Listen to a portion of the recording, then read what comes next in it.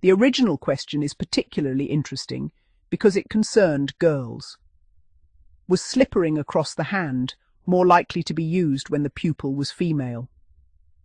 The surviving personal recollections are far too fragmentary to establish a firm statistical answer. Nevertheless, there are reasons why the practice may have appealed to teachers who were reluctant to slipper girls across the bottom. Corporal punishment of girls has always been one of the more complicated areas of British educational history. Practices differed enormously. Some girls' schools used the cane, others used the slipper. Some preferred rulers across the hand.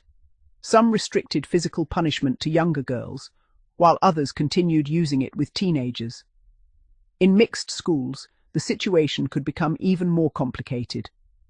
A punishment regarded as perfectly ordinary for a 12-year-old boy might be considered embarrassing or inappropriate when administered to a 12-year-old girl. Individual teachers had their own views too. A teacher might therefore decide that striking the palm was the simplest solution. There was no requirement for the pupil to bend over, no awkwardness concerning skirts, and considerably less chance of the punishment being interpreted as humiliating. There may also have been an assumption that punishment across the hand was somehow more respectable or restrained. Whether the pupils themselves agreed is another matter. Several recollections specifically mention how much the punishment stung. A rubber-soled plimsoll brought sharply across an exposed palm could certainly produce an immediate sensation, particularly because the hand contains relatively little natural padding. This also explains why moving the hand away was such an instinctive reaction. Anyone who had experienced punishment with a ruler or cane across the palm would recognize the familiar problem. The pupil was expected to hold the hand perfectly still while watching the instrument descend towards it. One contributor remembered doing precisely what generations of nervous pupils must have been tempted to do, moving the hand at the crucial moment. Unfortunately, the teacher simply ordered the stroke to be taken again. There is another possibility worth considering. Teachers did not necessarily think deeply about the historical or educational logic of their chosen punishment. Sometimes they simply copied methods they had encountered elsewhere.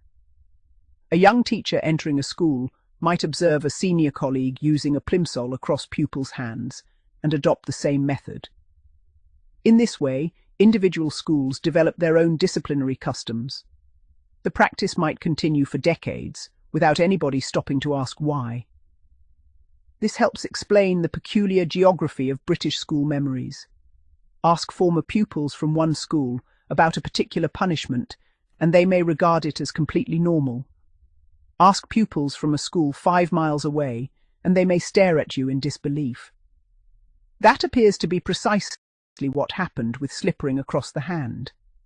It was unusual enough to surprise many former pupils, but common enough for independent recollections to appear from Birmingham, Leeds, and elsewhere.